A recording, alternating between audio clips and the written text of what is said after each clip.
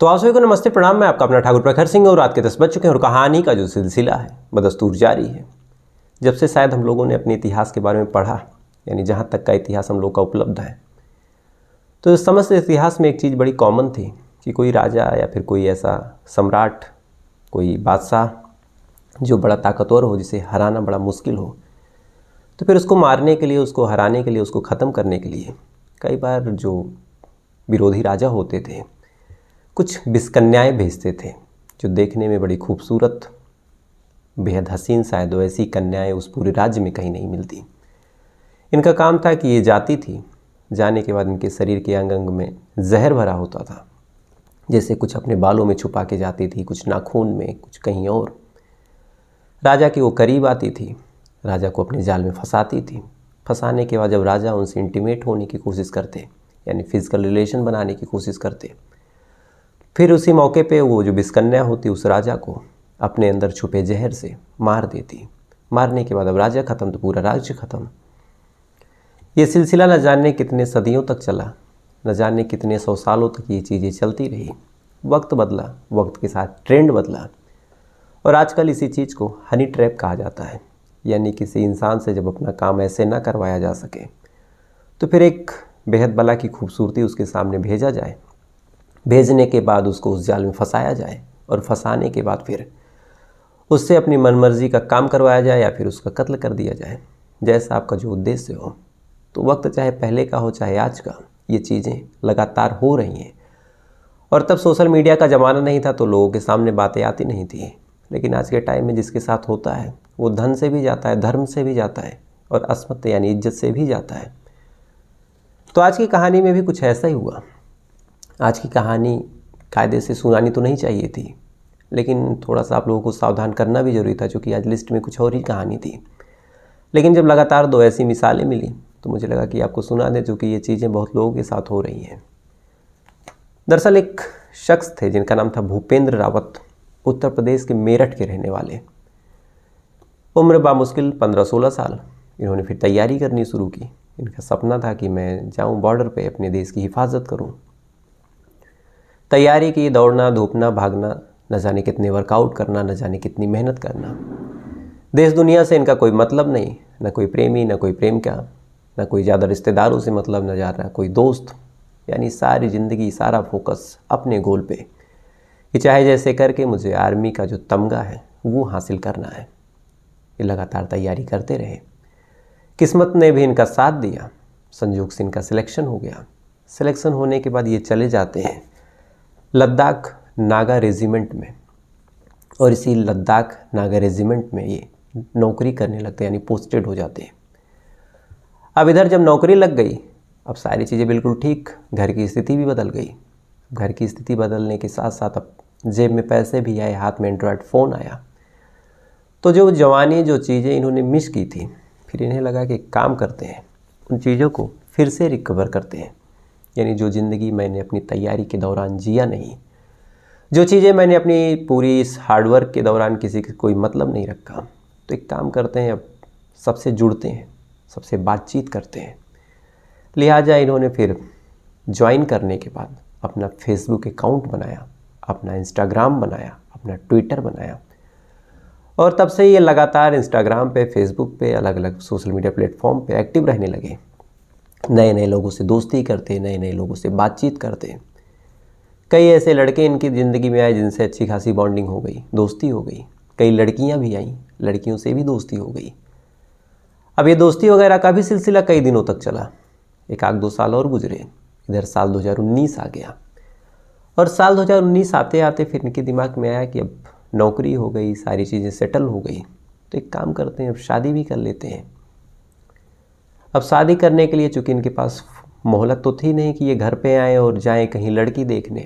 ये लद्दाख में तैनात थे, इनका घर था मेरठ, छुट्टी ज़्यादा मिल नहीं रही थी, घर वाले भी उतना शायद ध्यान नहीं दे रहे थे। तो फिर इनके दिमाग में आया कि एक काम करते हैं, खुद ही से यहीं बैठे बैठे ऑनलाइन रिश्ता देखते हैं। तो ऑनलाइन रिश्ता देखने में क्या करें, तो सबसे पहले इन्होंने जितनी इनकी सोशल मीडिया पे फ्रेंड्स थी उनके बारे में पता किया कि कौन इनके कास्ट की है, कौन कुंवारी है, कौन इनके अंदर इंटरेस्टेड है। यानी जात तो सेम होनी चाहिए थी इनके हिसाब से, ये रावत थे तो ये चाह रहे थे कि जो लड़की मिले वो रावत ही हो, साथ ही इनके सारी चीज़ें लगभग मैचिंग हो। ऐसा भी नहीं हो कि बहुत हाई प्रोफाइल घर की हो कि घर पे आए और कभी काम ही ना कर पाए। अच्छा, ऐसा भी ना हो कि बड़ी गरीब घर की हो कि उसने कभी कुछ देखा ही ना हो, कि इन्हें एक चीज़ उंगली पकड़ के सिखानी पड़े। तो तब से साल 2019 से ही ये लगातार फेसबुक पे उस लड़की की तलाश करते हैं जो इनकी ज़िंदगी में इनकी अर्धांगिनी बन सके। अब तलाश हुई, तलाश होने के बाद फिर ये सबसे बातचीत करते हैं। किसी में कुछ कमी निकलती, किसी में कुछ कमी निकलती। किसी का फेसबुक प्रोफाइल ऐसा लगता कि इन्हें पसंद नहीं आता, इन्हें वो चीज़ अच्छी नहीं लगती। किसी में कोई और बात लगती। यानी 6-7 महीने तक लगातार इन्होंने फेसबुक पे, इंस्टाग्राम पे अलग अलग लोगों से ट्राई किया, लेकिन शायद वो लड़की इनको दिखी नहीं जिसकी तलाश इन्हें थी। अब लगातार वक्त गुजर रहा, शादी की तैयारियां इनके सर पे चढ़ के नाच रही हैं कि मुझे शादी करनी है, नौकरी कर रहा हूँ, अब शादी करनी है, तो फिर अब क्या करें। तो इसी दौरान किसी ने इनको सलाह दिया कि काम करो, एक साइट आती है जिसे कहते हैं शादी.com, अनुपम मित्तल वाली। अगर आप शादी.com पे एक बार ट्राई कर लो, अपनी प्रोफाइल, अपनी सारी चीज़ें बना के उस पर डाल दो, तो हो सकता है कि जो मामला है वो आसान हो जाए और तुम एक अच्छी लड़की वहाँ से पा जाओ। अब सलाह मिली, मिलने के बाद उन्हें भी लगा कि ठीक है, बनाते हैं। फिर उन्होंने अपनी प्रोफाइल बनाई शादी.com पे, यानी अपना नाम डाला कि मेरा नाम भूपेंद्र रावत है, मैं सेना में हूँ, इतनी सैलरी मेरी है, इस तरह की लड़की में मैं इंटरेस्टेड हूँ, ये मेरी फ़ोटो है, मेरी इतनी प्रॉपर्टी है, तमाम चीज़ें। अब अलग अलग लोगों के मैचेस आने शुरू हुए। किसी से बात होती तो बात आगे नहीं बढ़ती, किसी से बात जमती नहीं, कोई इनकी जाति का नहीं था, किसी की उम्र ज़्यादा थी, किसी की पढ़ाई लिखाई कम थी। अब शादी.com पे भी लगातार ये तलाश करते रहे, लगातार अलग अलग लड़कियों से बातचीत। और इसी दौरान एक लड़की आती है इनसे मैचिंग पे, जिसका नाम था भारती रावत। इनका नाम भूपेंद्र रावत, लड़की का नाम भारती रावत। अब भारती रावत, पहली बात तो सरनेम से कुछ इनको उम्मीद जगी कि चलो यहाँ तो मामला ठीक है। अब भारती रावत की प्रोफाइल को इन्होंने एक्सेप्ट किया। अब एक्सेप्ट किया तो फिर बातचीत शुरू। सबसे पहले इन्होंने पूछा कि आप कहाँ की हो। लड़की ने बताया कि मैं हरियाणा की हूँ। फिर पूछा कि हरियाणा में कहाँ, तो कहती है कि कुरुक्षेत्र। अब हरियाणा के कुरुक्षेत्र के बाद एड्रेस हो गया। फिर इन्होंने कहा कि अब इस पे चैट करने का क्या मतलब है, एक काम करो, अब अपना नंबर दे दो, क्योंकि मैं ड्यूटी पे रहता हूँ, कभी कभार यहाँ नेटवर्क आता है, कभी नहीं आता, तो आप नंबर दे दोगी तो मैं आपको फ़ोन से बात कर लूँगा। लड़की ने भी कहा कि चलो ठीक है, ले लो नंबर। इसके बाद लड़की ने अपना नंबर दे दिया। अब नंबर दिया तो फिर बातचीत शुरू हो गई लगातार। अब जब भी इनको मौका मिलता, ये छुट्टी पे होते, तो लगातार उस लड़की से बातचीत करते रहते। देखते ही देखते उस लड़की से इनको अपनापन भी लगने लगा। अब अपनापन लगा तो लड़की से भी इन्होंने कहा कि अब मैं तुम्हें बहुत पसंद करता हूँ, मैं तुमसे शादी करूँगा। लड़की भी यही चाहती थी। लड़की खुश हो गई, कहेगी ठीक, आप करिए शादी। लेकिन अब शादी तब होगी जब ये छुट्टी पे घर आते। छुट्टी नहीं थी नहीं, लिहाजा भी ये फ़ोन पे उस लड़की को अपनी पत्नी मान चुके थे। इधर वो लड़की भी इनको पति का दर्जा देने लगी, यानी जो पति पत्नी की केयरिंग होती है कि आप क्या कर रहे हैं, खाना खाया या नहीं खाया। अमूमन रात पे जब भी इनकी छुट्टी ख़त्म होती है उसको फ़ोन करते, लड़की भी इनका इंतज़ार करती रहती। बिना बातचीत किए दोनों सोते तक नहीं। वक्त के साथ साथ दोनों में नज़दीकियाँ बढ़ी, धीरे धीरे वीडियो कॉल हुए। वीडियो कॉल होने के बाद फिर कुछ उस तरह के भी वीडियो कॉल हुए जब समय ऐसा आ गया कि इन दोनों ने एक दूसरे के सामने अपने कपड़े उतार दिए। अब इधर ये जो सेना के जवान साहब थे, इन्होंने भी अपने कपड़े उतारे, उधर उस लड़की ने भी अपने कपड़े उतारे। लगभग सालों तक ये खेल चलता रहा। कपड़े उतारने के बाद फिर चीज़ें नॉर्मल थी अभी तक, लेकिन अचानक से एक दिन इनके मोबाइल पे वो लड़की फिर से फ़ोन करती है और कहती है कि मुझे कुछ पैसे चाहिए। अब पैसे की बात जब ये सुनते हैं तो चूँकि ये प्यार में थे, तो लगभग 1-2 लाख की जो भी रकम उस लड़की ने मांगी सबसे पहले इन्होंने दे दी। अब लड़की पैसे लेती है, लेने के बाद फिर से बातचीत एकदम नॉर्मल, शादी कब होगी कब नहीं होगी। जैसे कुछ महीने गुजरे तो फिर से उस लड़की ने पैसे मांगे, इन्होंने फिर से दे दिए। फिर से थोड़ा सा वक्त गुजरा, फिर से पैसे मांगने लगी, ये फिर से देते गए और देखते ही देखते इन्होंने लगभग 20 लाख रुपए की रकम उस लड़की को भेज दी। अब 20 लाख रुपए की रकम ये उस लड़की को भेज चुके थे। कायदे से अभी तक इन्होंने उस लड़की को सामने से देखा तक नहीं था कि ये लड़की कौन है, कहाँ की है। अब जब 20 लाख रुपए भेज दिए तो इनकी जो सेविंग थी लगभग वो भी ख़त्म हो गई। अब सेविंग ख़त्म हो गई, इधर लड़की डिमांड कर रही, कह रही कि मुझे पैसे दो। ये बताते हैं कि पैसे तो ख़त्म। अब जैसे ही ये चीज़ ये बोलते हैं कि पैसे ख़त्म हो गए, अचानक से लड़की का जो रवैया था वो बदल गया। फ़ौरन एक वीडियो इनके मोबाइल पे व्हाट्सअप करती है। करने के बाद कहती है कि ज़रा इस वीडियो को तो देखो। ये वीडियो खोलते हैं। वीडियो में देखते हैं कि जो सारी चीज़ें इन्होंने की थी, जो भी कपड़े वगैरह उतारे थे, उन सब का एक चरित्र चित्रण यानी स्क्रीनशॉट ले लिया गया था, स्क्रीन रिकॉर्डिंग कर ली गई थी। उसके बाद वो लड़की कहती है कि मुझे चाहे जहाँ से पैसे ला के दो, नहीं दोगे तो इस वीडियो को मैं वायरल कर दूंगी और तुम्हारी सेना में कंप्लेन कर दूंगी। अब इनकी नई नई नौकरी थी, 5-6 साल शायद हुए थे नौकरी करते हुए। डर गए। कंपनी से इन्होंने लोन लिया अपने उस सेना की, 35 लाख रुपए का लोन इनका हुआ। उस लोन की रकम को भी ये लगातार भेजते रहे। लगातार वो लड़की इनसे कभी ज़मीन लिखवाती रही, कभी कुछ और करती रही। जब भी ये कुछ मना करते, लगातार वो लड़की कहती रही कि अगर तुम नहीं मानोगे तो मैं सारी चीज़ें वायरल कर दूंगी और तुम्हारी कंप्लेन कर दूंगी और तुम्हारी ज़िंदगी ख़राब कर दूंगी। साल 2020 से ये सिलसिला चलता रहा। साल 2023 के अभी पिछले महीने अगस्त की 16 तारीख तक इन्होंने बर्दाश्त किया। जो भूपेंद्र रावत जी थे, 16 तारीख तक इन्होंने बर्दाश्त किया। शायद 1-2 बार उससे मिले भी। इसी दौरान मिलने के दौरान उस लड़की ने इनसे साइन करवाया कि अगर आपको कुछ हो जाता है तो आपकी जितनी भी बैंक बैलेंस है, जो भी सारी चीज़ें हैं, वो सीधा सीधा मेरे हिस्से में आ जाएंगी। मजबूरी में इन्होंने ये साइन तक कर लिया। उसके बाद जब इन्हें लगा कि अब हद हो चुकी है, अब बर्दाश्त नहीं होगी, तब ये छुट्टी लेते हैं कुछ मेडिकल का हवाला देके। और अभी पिछले महीने 16 अगस्त को ये थाने आते हैं अपने यहाँ के, और वहाँ पे कंप्लेन करते हैं और पूरा वाकया बताते हैं कि कैसे एक लड़की पिछले कई सालों से इनसे लगभग 50 लाख रुपए से ज़्यादा की रकम ऐंठ चुकी है, सिर्फ ब्लैकमेलिंग करने के दम पे। बहरहाल पुलिस वाले अब इस मामले को जांच पड़ताल कर रहे हैं, क्योंकि अब अगस्त में ही कंप्लेन हुई हनी ट्रैप का मामला। लिंक कहाँ से निकलेगा, कहाँ जाएगा, कुछ कहा नहीं जा सकता। लेकिन जब ये चीज़ मेरे सामने आई और इस घटना के बारे में मैंने सुना, तो फिर मेरे दिमाग में है कि पुलिस जांच पड़ताल तो कर ही रही है, चले अपने तरीके से खुद भी करते हैं कि क्या कुरुक्षेत्र में जहाँ की ये घटना है, वहाँ पे ये लड़की पहले से भी एक्टिव थी या नहीं। यानी उस लड़की का मैं इतिहास खंगालना चाह रहा था अपने तरीके से। तो फिर मैंने जब पता करना शुरू किया, तो चूँकि ये मामला भी साल 2020 का था, जब पहली बार ब्लैकमेल किया गया था इन फौजी साहब को, तो फिर मैंने चेक किया कि साल 2020 से पहले उस एरिया की ऐसी कौन सी लड़की थी जो ब्लैकमेल करती थी। तो यकीन मानिए, चेक करने के दौरान जो चीज़ निकल के मेरे सामने आई, उसे सुनने के बाद कायदे से आपके भी पैरों तले ज़मीन खिसक जाएगी। यानी अब जो कहानी आपको बताने वाला हूँ, ये पहली कहानी से भी ज़्यादा भयानक है।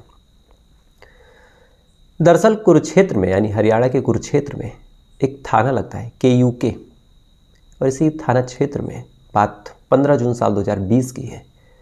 एक शख्स आता है। आने के बाद कंप्लेन दर्ज करता है। कहता है कि साहब, बड़ा मजबूर हूँ और मेरे ऊपर बड़ा जुल्म हुआ है। अब ये थानेदार साहब जब बात सुनते हैं तो पूछते हैं कि क्या हुआ भैया, बताइए आप। इस पे वो शख्स कहता है कि साहब, मैं बड़ा गरीब हूँ और एक मेरे इलाके का बड़ा रईस है, एक जगह लगती है मामचंद आज़ाद नगर। इसी मामचंद आज़ाद नगर का एक बड़ा रईस आदमी है, करोड़ों में उसकी प्रॉपर्टी है। उसने अपने पैसे के दम पे मेरी 15 साल की बेटी को फंसाया है और आज उसको लेके वो शादी करने जा रहा। अब पुलिस वाले जैसे ये बात सुनते हैं कि एक मजबूर बाप बेचारा आके अपनी बेटी की रिहाई के लिए मदद मांग रहा है कि करोड़पति आदमी उसकी 15 साल की लड़की को लेके जा रहा। पुलिस वालों के एक तरह से हाथ पांव कांप गए, ये क्या। फ़ौरन उन्होंने अपनी गाड़ी निकाली। निकालने के बाद इस शख्स से कहा कि बताइए कहाँ घर है। इसको भी बैठाया। बैठाने के बाद अब गाड़ी बता रहा डायरेक्शन। पुलिस वाले गाड़ी लेके पहुँच रहे हैं। पहुँचने के बाद उस घर पे जाते हैं। जाने के बाद देखते हैं तो वहाँ पे कोई नहीं। अब जब वहाँ कोई नहीं मिला तो पुलिस वालों का जो शक था वो यकीन में बदल गया। ये जो पूरा मामला है, ज़रूर किसी ने किसी को फंसाया है, यानी उस लड़की को फंसाया गया है। साथ ही जो करोड़पति आदमी हो उस लड़की को लेके कहीं जा रहे हैं। लिहाजा पुलिस वाले सबसे पहले उन करोड़पति महाशय के नंबर को पता करते हैं कि इनका नंबर क्या है, और फिर नंबर की लोकेशन चेक करते हैं। अब नंबर की लोकेशन चेक करते हैं। चेक करने के बाद संजोग से उस नंबर की लोकेशन मिली। मिलने के बाद फ़ौरन पुलिस की जो टीम थी भागी भागी वहाँ पे पहुँची। पहुँचने के बाद वहाँ से उन शख्स को, यानी उन करोड़पति महाशय को और इस नाबालिग लड़की को गिरफ्तार किया।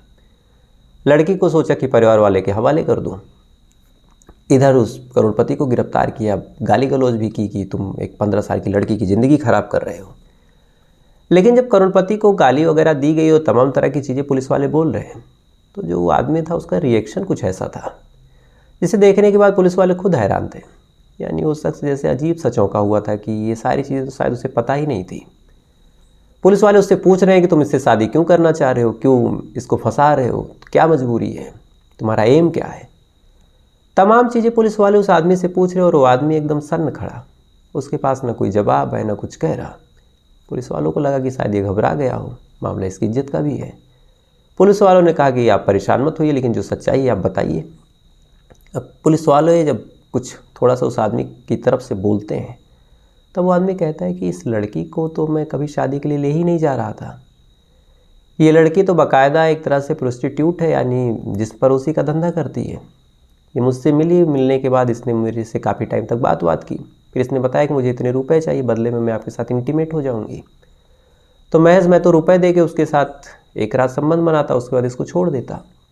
शादी वगैरह का ख्याल मेरे दिमाग में क्यों आएगा। अब पुलिस वाले जब ये बात सुनते हैं, सुनने के बाद अब पुलिस वाले बड़े असमंजस में कि इधर लड़की का बाप तो कह रहा है कि लड़की को ये आदमी भगा के एक तरह से बहला फुसला के लेके जा रहा, यानी पॉक्सो एक्ट।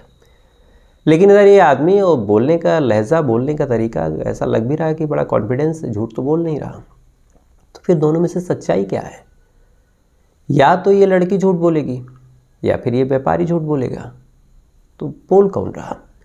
लिहाजा पुलिस वालों ने जांच पड़ताल शुरू कर दी।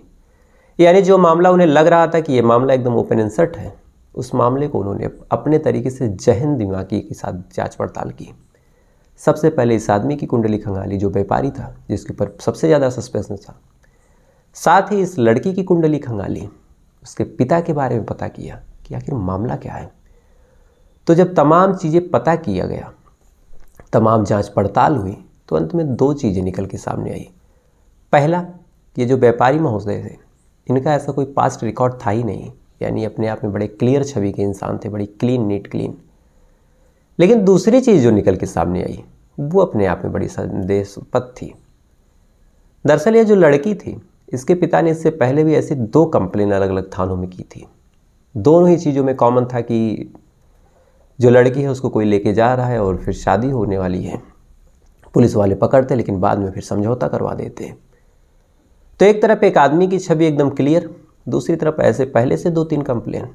तब पुलिस वालों को लगा कि ज़रूर दाल में कुछ काला है। लिहाजा पुलिस वाले अब इसके पिता को और उस लड़की को बुलाते हैं। बुलाने के बाद जब शक्ति से पूछताछ करते हैं, तो पूरी पूछताछ में जो पिता था वो तो चुप रहा, लेकिन बेटी फिर अचानक से फपक फपक के रोने लगी। रोते हुए एक महिला पुलिसकर्मी थी, उससे जाके लिपट गई। लिपटने के बाद फिर उसने पूरी बात बताई और कहा कि मैं साहब, मेरी माँ नहीं है, मेरी माँ नहीं है, और मेरे जो पिता हैं, मेरे जो चाचा जी हैं और मेरे जो बड़े पापा हैं, इन तीनों ने मुझसे कहा कि मैं तुम्हें पालूंगा पोसूंगा, लेकिन बदले में जो बोलूँगा वो करना पड़ेगा।